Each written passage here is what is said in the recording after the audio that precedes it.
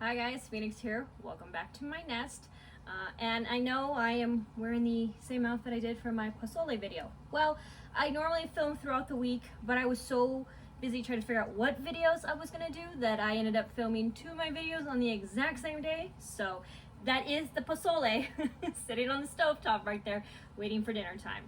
But what I'll be doing right now is making pumpkin cookies because I have so much pumpkin in the house. I even have more pumpkins on my porch that are just waiting. And I think part of what I'm going to do with that is make some fresh dog food. And so I may or may not do a video with that. It depends on the recipe I have. This is meant to be a food channel for humans. But if you guys want to see how you can turn your leftover pumpkin into good dog food, just let me know in the comment section below. But I have so much pumpkin, and normally the go-to for this time of year is pumpkin pie, and I am one of those, love pumpkin pie. My recipe, though, is actually not my own recipe. It is Alton Brown's recipe. So I'm actually going to put his link down below for his recipe, just so you can know what kind of pumpkin pie I make during the year. That's why you're not going to see me do a pumpkin pie video. It's not really my recipe. And normally I would take a recipe and alter it to make it my own, but his recipe is so perfect, I never really had the need to. So that being said, if you're not going to make pumpkin pie because you just don't like pumpkin pie, that doesn't mean you don't like pumpkin at all. But maybe you're just sick of that pumpkin pie flavor. So there are actually other things you can do. There's pumpkin cookies, which you're going to do today, the pumpkin soup, which I've done in my last video, I'll tag right in here. And there's also pumpkin bread you can do, pumpkin muffins, which are great, especially if you make a little cream cheese frosting on that. Very, very good. They're even good without the cream cheese frosting. If you just don't want frosting on your muffins, completely understandable. But what we're going to be doing today is we're going to be making the pumpkin cookies that you can make a little icing to go on it. These are not like gingerbread cookies where you can do a little cutout. I was originally going to make a pumpkin cookie recipe like that, but every time I did it, it just didn't taste right. So we're just going to do the basic. I'm going to go ahead and alter the angle so you guys can see what I'm doing here. As you can see, I've got my stand mixer over here. You can use a hand mixer if you have it. You can use a whisk. It's going to take you a little bit longer, but you can do it by hand if that's all you have. No shame in that game. As I mentioned on my Instagram, this is going to be dairy free. It is not going to be vegan. I am still using an egg, and that's because I just couldn't get a hold of flax seeds. If you want to make this completely vegan, instead of one egg, you are actually going to take flax seeds, you're going to grind it up into a powder, then you're going to mix it with the water to the consistency of a paste. You want it to consistency that it's almost a little bit on the runnier side because you want it to have the consistency of a runny egg, but you still want it to have its binding abilities. That's the reason why you use an egg, is just because it helps to bind the ingredients together in a baking. But we are using, this is half a cup of Smart Balance. As I mentioned, this is, I guess you could say, a margarine. It's definitely not butter. I've already weighed it out. The hemp milk will be used for the glaze, so I don't have it out right now. So you will need the egg or the flaxseed, as I had mentioned. I will have that recipe. I know I'm behind on posting my recipes on Facebook. I apologize for that. Half a cup of Smart Balance. If you're going to go full fat, then half a cup of butter. It's still going to be the same. I have here 16 ounces of pumpkin, homemade. If you get the cans will say 15 ounces. It is really not going to make a difference, plus or minus 1 ounce. I always package mine in 16 ounces because a majority of the recipes I use require 8 ounces of pumpkin, and I like to double them. So a lot of times when I'm packaging pumpkin, I do it in 16 ounces. I don't understand why they can it in 15 ounces. I really don't get that, but so plus or minus an ounce is not going to break or make the world. Do not open up another can just to get that extra ounce. It's really not going to make a difference. I have here a cup and a half of sugar. If you have a sugar substitute that you want to use instead, make sure to do the conversion on it properly so that way you are using the right amount. You are not going to use the exact same amount sugar to sugar substitute, just to keep that in mind. I have a teaspoon of vanilla, the Mexican vanilla. I have a half teaspoon here of baking soda and baking powder, half teaspoon of kosher salt. If I've said these measurements wrong because I'm going off the top of my head, I will put the correction on the bottom. I've started doing text now because I realize what I'm saying may not actually be what it is because I'm not pausing like I should to get the proper measurements. I have here 2 teaspoons of cinnamon. And in here is a little mixture of other spices because I like my cookies to taste a little bit like pumpkin pie. You may not, so you can omit whatever spices are in here. I would say keep the ginger and keep the cinnamon. You will definitely need those in the cookies. The other 3 that I've got in here, that's gonna be up to you. But on top of having the 2 teaspoons of cinnamon, I have a 1/4 teaspoon of ginger, a 1/4 teaspoon of allspice, a 1/4 teaspoon of ground cloves, and a 1/4 teaspoon of nutmeg. Now you might think that nutmeg looks a little weird. That's because I'm using fresh nutmeg. I love having fresh nutmeg. Now I do have ground nutmeg as well, but this time of year I love to use the fresh nutmeg. It gives it that added flavor of like the holidays. You just need a microplaner and be very, very careful with your fingers because these will slip and then you will cut your fingers. So always, always, always hold it like that so you can see. So that way, even if it slips, your hand will easily go away and you won't have caught yourself on this thing. I have accidentally done it before when I was first learning how to grind these. It can happen to anyone. But anyways, fresh nutmeg will come in a jar like this. Fresh spices tend to last longer than the ground up ones. So if you have the option to substitute it, absolutely. They will be more expensive, but they also last longer. So that is a bit of a trade-off. Since I already ground that up, or grated that up I should say, put that aside. And in here I have 2.5 cups of flour, all-purpose flour. And I would not suggest substituting the flour in here. Normally if I'm making cookies I use bread flour instead of regular flour because I like them to be chewier. With pumpkin cookies, it's not going to be necessary. They're going to be chewy already. Do not use cake flour. They're going to end up a little too cakey and it's going to taste a little odd. If you are allergic to gluten, you're going to use, I would say probably rice flour might be best. I would check the conversion, rice flour to regular flour, what you would use. I don't know if I would use almond flour. You could if you like the almond taste in there. I find rice flour to be more neutral. So you can actually taste the ingredients you have in there. If you want that added extra almond taste, then obviously substitute with almond flour. Again, converting what you would use because they are not necessarily a 1-to-1 ratio depending on the recipe. So in this bowl, since I have it in my hands, I'm going to add the cinnamon, my nice little bowl of spices. I know I say a lot. I'm really trying to break myself of that habit. I used to work at Disney World and it took me 6 months to break that habit. Unfortunately, I've slipped back into that habit since I have not done public speaking in a while. Salt. So please forgive me. I know that might be annoying. I am going to stop that as best as I can. Baking soda, baking powder,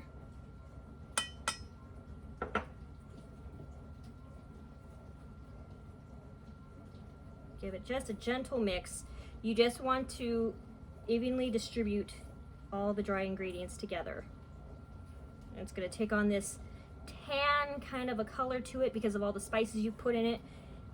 Less so obviously if it's just the cinnamon and the ginger.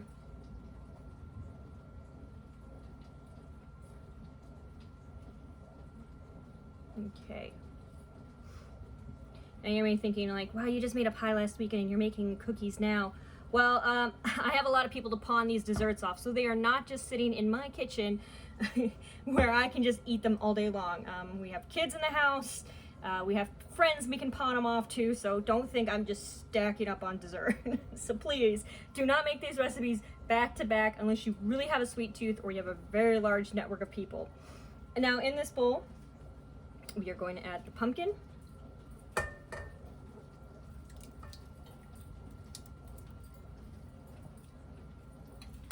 Get this out of the way. And use this.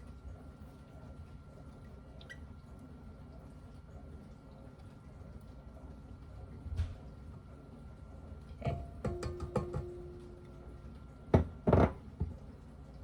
I'm gonna add the sugar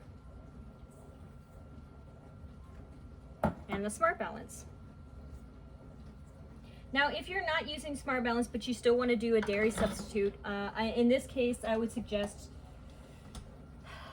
You know what, that's actually a tough one. Because anything you substitute it with is gonna leave a flavor in the cookies when it comes to baking. That's just flat out facts. So if you do substitute it with, say, avocado, pressed avocado, or coconut oil, your cookies are now gonna take on those tastes. So I would highly recommend you stick with Smart Balance, if not a nutritional approved margarine, something that's not Blue Bonnet. I think I called it Blue Ribbon in my video. I know it's not. Still, Blue Bonnet, no. Stay away from it, stay away from it, stay away from it. So research what a good margarine is and use that instead. Unless you really don't mind your pumpkin cookies having a hint of coconut to it, then by all means use coconut oil instead. Okay, I've locked it. And what we're doing now is we're gonna cream these together. Once they are mixed a little bit together, then we're gonna add the egg and the vanilla. And then we're gonna add the powder to it, the powder ingredients.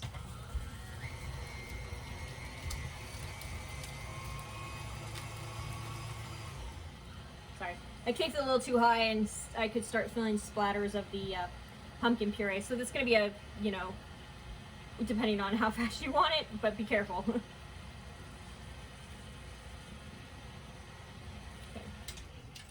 You're not gonna mix it for too long. The butter will have issues.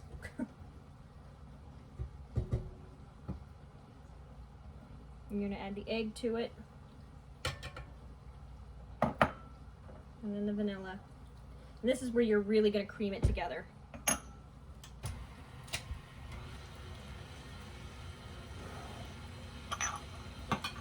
Make sure to always clean up your mess. If you do not have a spoon resting, I usually have two. One is dirty and the other one's holding the pozole soup. Trivets work just as well, just to help keep your counter clean.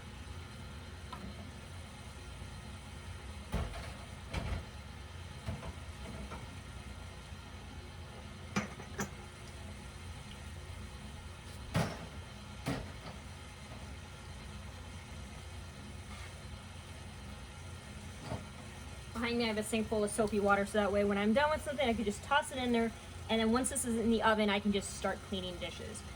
As I've said before, always good to have it to get into cleaning as you cook.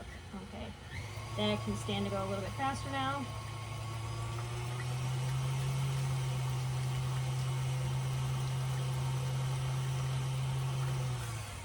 Okay.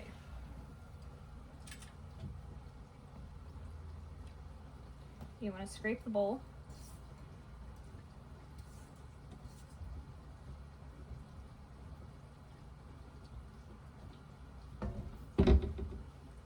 Now you're going to add the powder, the dry ingredients. I keep wanting to say powder ingredients.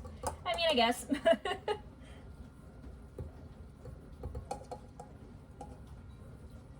Now, while this is mixing, because you want to mix it gently so that way powder doesn't shoot up, you're going to preheat your oven to 375. And I realize I just said again, so I'm very sorry. I'm trying to catch myself, I promise. Okay. Start it on low.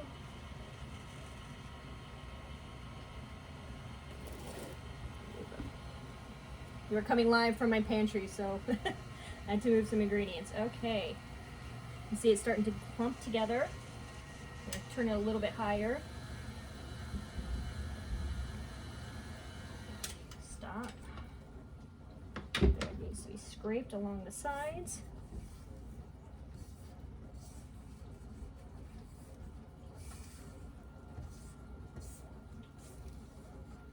Make sure to get all that dry ingredients off the side of the bowl.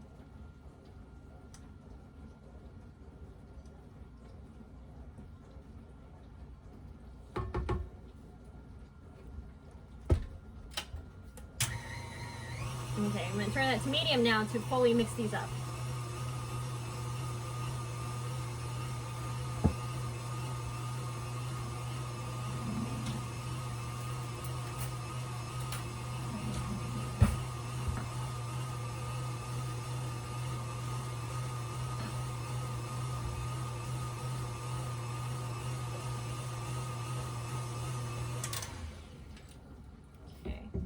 see, this is not going to take very long to make at all.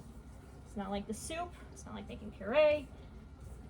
It's a very, very quick recipe. But you want to make sure you have all those chunks out of there. So it's a very runny recipe. You may have to add more flour to it if necessary. Otherwise, you're going to get these runny little cookies, and that's just not good. So I think with my batch, just because of the temperature today, I am going to have to add more flour to it.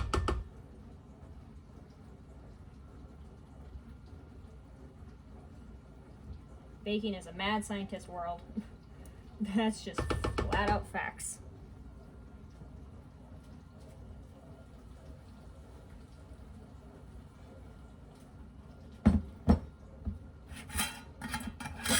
Always remember, if you have a glass jar, properly label your flour. I keep 2 types of flour in here to make sure that neither myself nor my roommate mix them up. I make sure to label that very, very properly. Okay, I have this. I'm adding a 1/3 cup of flour right now. Little by little, get the consistency I want.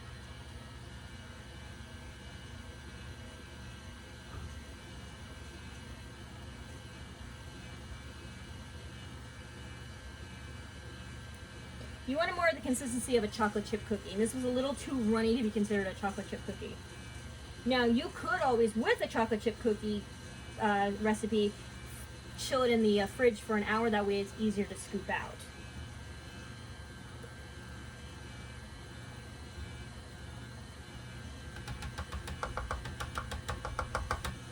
Don't add too much or you're going to turn this into a dough. And that's not what you're aiming to do. I mean, you're making a cookie dough, but if you add too much, it ends up becoming a bread dough. And those are 2 completely different things. Okay. Okay.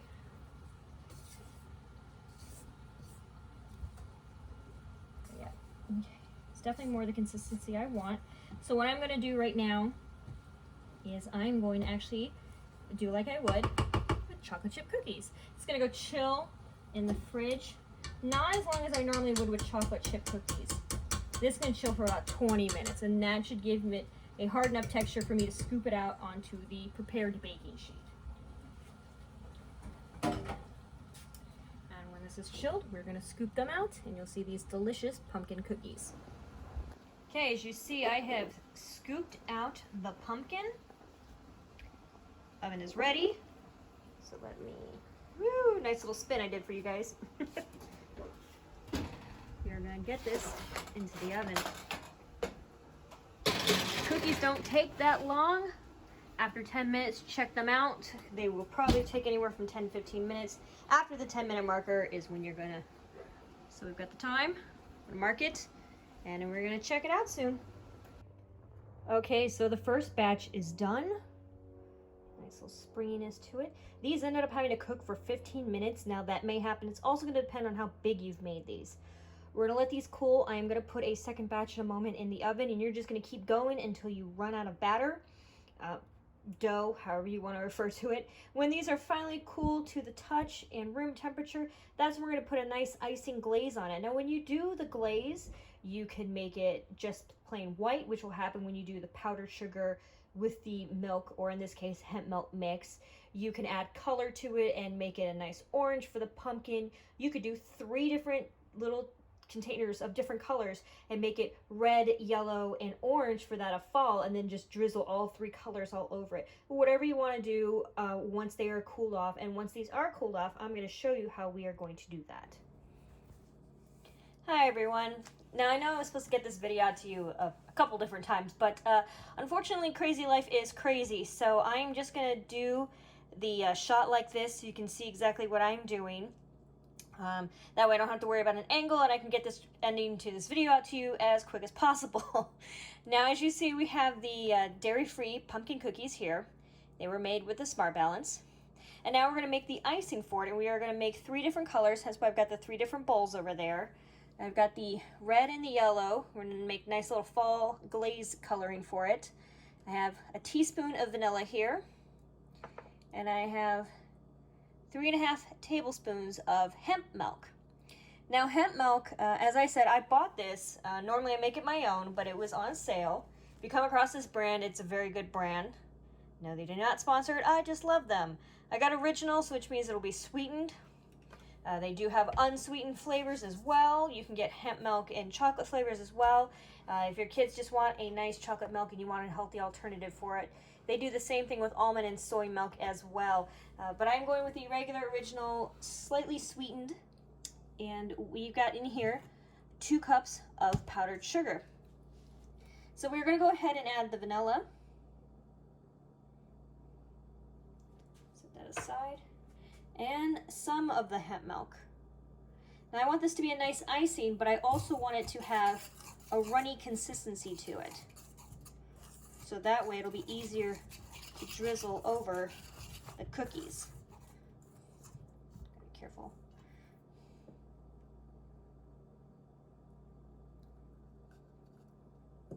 Making an icing is a very touch and go thing. You can end up adding too much milk or milk substitute, and then you end up with something very runny. You can end up adding not enough, and it's very dry and clumpy. So it's something you're just gonna have to go day by day. If you come across a recipe and it says, oh, 3 tablespoons of insert your favorite liquid here, it could end up being that, it could end up being more, it could end up being less. It's just like baking, it's really gonna depend. I think I'm going to be fortunate enough I won't have to add more hemp milk.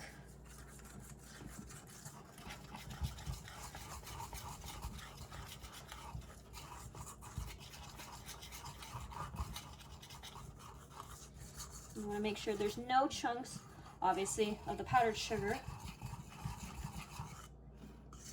Scrape it out from the side.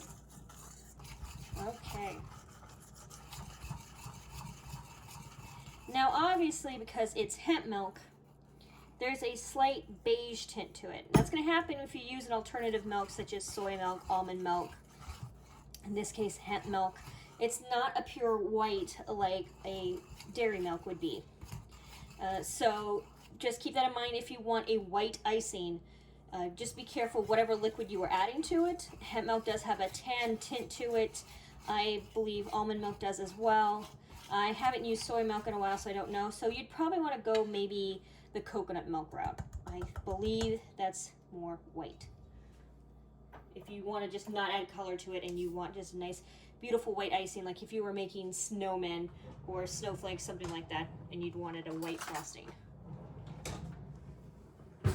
I'm going to separate these into the different bowls. Yeah.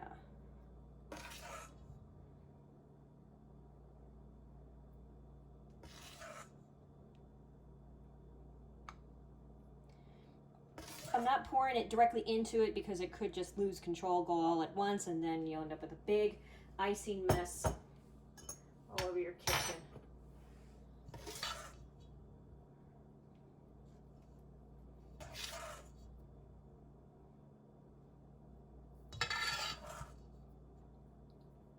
Later this week, I'm going to be doing videos on food safety and food equipment. With the holidays coming up, food safety and food equipment are a big deal. I've seen too many people not take food safety seriously. I've seen it on the internet, and honestly, because it's the internet, you never know if it's true or not, but I'd rather err on the side of caution and tell you guys the proper cooking temperatures of all those animal proteins that you will want to be cooked this winter. If you are vegetarian or vegan and you don't cook animal proteins this winter, do not worry. I will be covering a whole gamut in this food safety video, including vegetables and other foods, dairy and non-dairy, and the temperatures you can keep them at, because everything does need to be kept at a certain temperature. These cookies will be kept in a fridge, but not because of food spoilage, because we did use non-dairy products, but because this is the almost Pacific Northwest and food dries out very easily. So that's another thing you got to know. If you have bread and you're living in a place that's really humid, or in a place that's very dry, that'll determine where you're going to keep your baked goods. Sometimes baked goods, as long as they don't have dairy in them, can be kept out on the counter. Sometimes not so much, because they'll end up really stale or they'll get moldy really fast. and that will be covered more in my food safety video. Okay, so we're gonna get this one to be a nice yellow.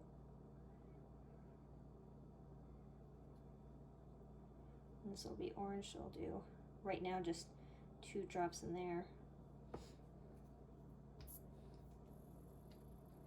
Red. I'm not a fan of these style of food drop bottles, so if you find other kinds, please use them. These ones are particularly hard to squeeze little food drops out of, and just happens to be what we have in here. Food dye doesn't go bad quickly, so it tends to hang around the house a long time. Those are just facts. Okay. Obviously, depending on the shade, sorry, I know my hand's in the way, of orange or red that you want will determine how many drops you put in there, especially if you're trying to counterbalance something like this where it has a beige color to it. Okay, that's more of a pink than a red. Oh, and be careful, because these bottles are also hard to squeeze, you'll end up a little colored. It's funnier around Easter. You look like you just went up against a bunch of trolls or Smurfs. Okay.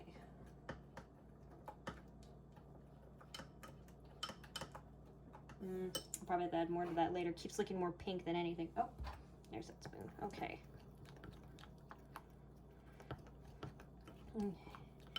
That yellow looks really good. The orange does too. Just want to make sure if there's any color on the side of the bowl, you scrape that away. This red is determined to be pink on me. Don't know why. It had a tan base to it, but okay. It could also just be the food dye I have. It just may have more of a rosy color to it than an actual red color. Yeah, I'll try a little bit more.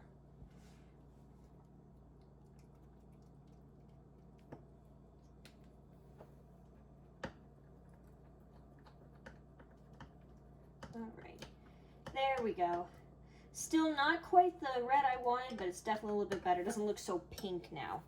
Okay, it probably does in the camera. Yeah, looking at the camera, it still has a bit of a Pepto tint to it. But believe me, it's not so. Right, well, we'll try to add a little bit more. Come on. Stain my fingers easily, but you will not dye this hemp milk. Okay. So what we're gonna do now is I'm gonna focus this more on the cookies I have. These cute little plates I got at the Target dollar section. They're great. They're machine washable, obviously not microwavable. So I'm gonna just take this and just drizzle it all over there.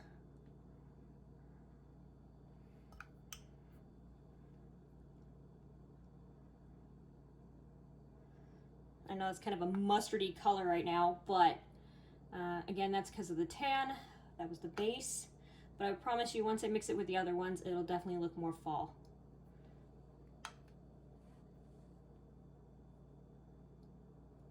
And you can add as much or as little as you want. This is a great project once you've actually done this, that you can just let the kids go nuts. This is obviously food safe, clearly, because it's food. So if you want your kids to do it with clean hands, just stick their hands in there.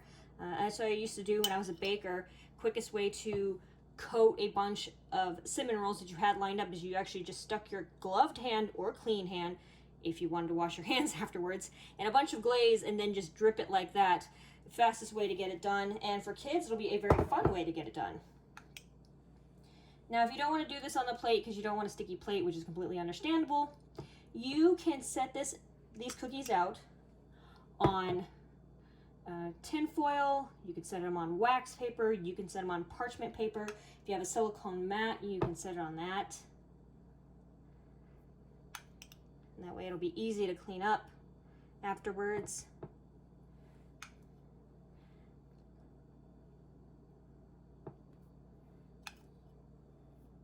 I have 2 silicone mats, but they are currently occupied, so I figured they can just go straight onto the plate. That's fine.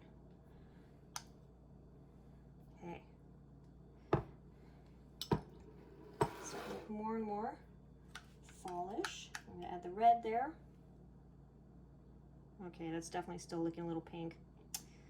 Oh, if you want your colors to be stronger and you're having this problem like I am, a way you can go, it is a little bit more expensive, but you can get food color gel. And what food color gel is it's used more in a professional setting. So it's going to cost a little bit more. What you would normally pay for 1 pack of like assorted food dye, you're actually going to pay for 1 bottle. But the bottles are, I don't know, hold on. Let me get a proper measurement for you.